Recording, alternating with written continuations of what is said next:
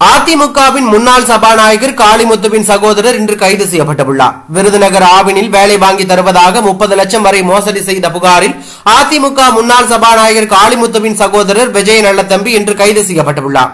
கடந்த 2021ஆம் ஆண்டு பதிவு செய்யப்பட்ட வழக்கில் கைதான விஜய நல்லதம்பி ஜாமீன் பெற்று வெளியே வந்த நிலையில் நிபந்தனையை மீறியதால் இன்று மீண்டும் கைது செய்யப்பட்டுள்ளார்.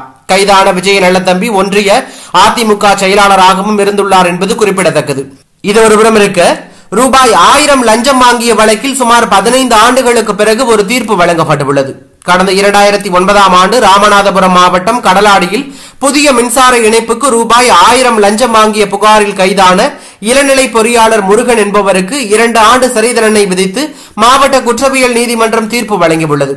மேலும் 1000 லஞ்சம் வாங்கியதற்கு 2000 அபராதம் விதித்து மாவட்ட குற்றவியல் நீதிமன்றம் தீர்ப்பு வழங்கியுள்ளது பரபரப்பை ஏற்படுத்தியுள்ளது.